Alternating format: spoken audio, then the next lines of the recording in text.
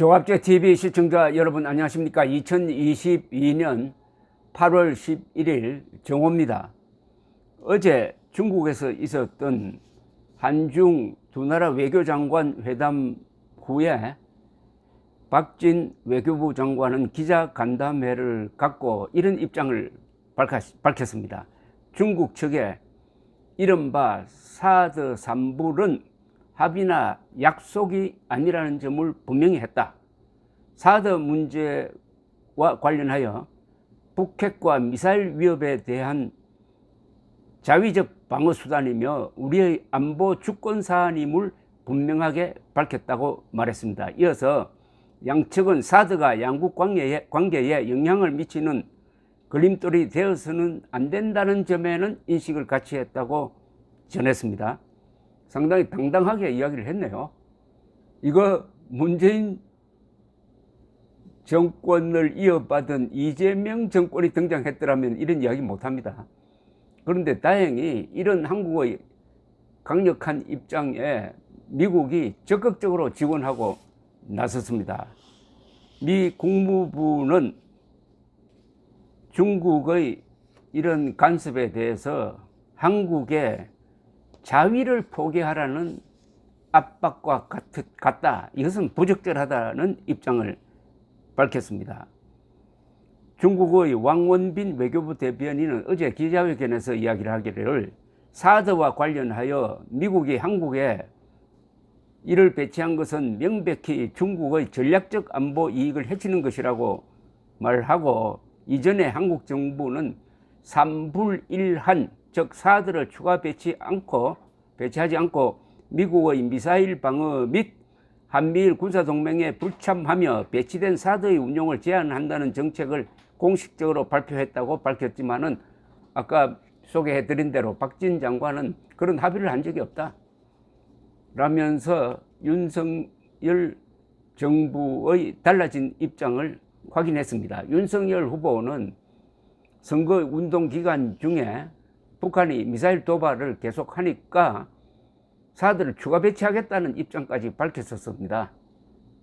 이거는 아직은 정책화되지 않고 있습니다. 국무부 대변인은 이에 대해서 자유아시아 방송에 사드는 북한 무기 프로그램에 맞서기 위해 고안된 신중하고 제한적인 자위 역량이라고 답을 했습니다.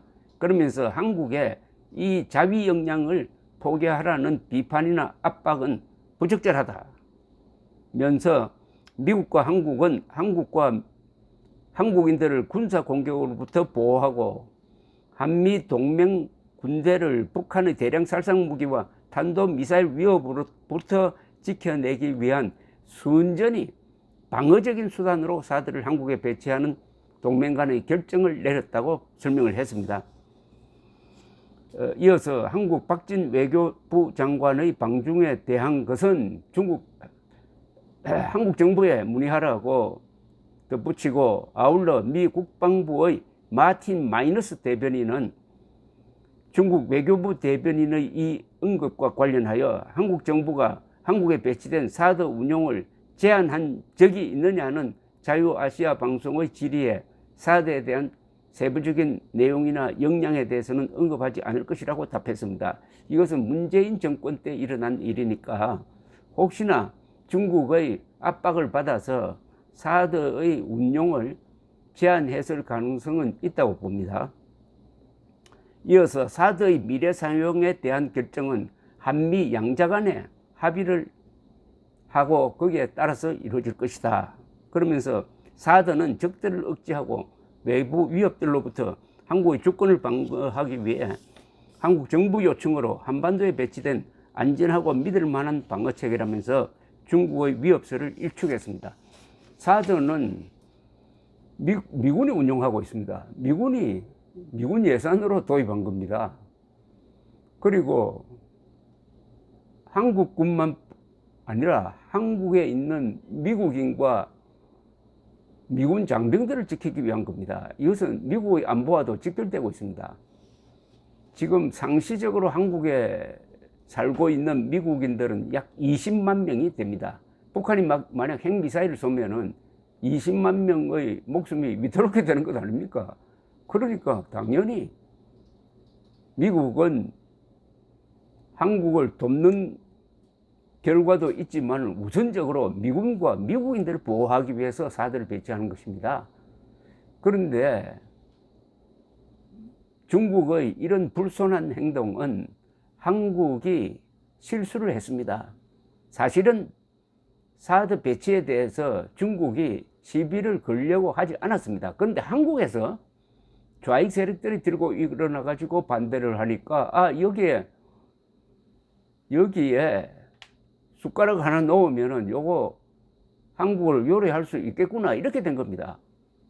국내의 분열, 국내의 종북 세력, 국내의 지금 민주당 세력이 들고 일어나는 바람에 중국의 개입을 불렀다 이겁니다. 이건 완전히 이적이고 반역이고 사대주의입니다.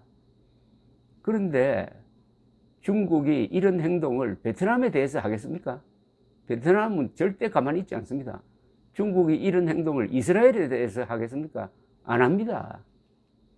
이스라엘이나 베트남은 잘못 건드렸다가는 우리가 당하는 수가 있다라고 생각하는 중국인데, 우리도 중국에 대한 대응 카드를 가지고 있어야 됩니다.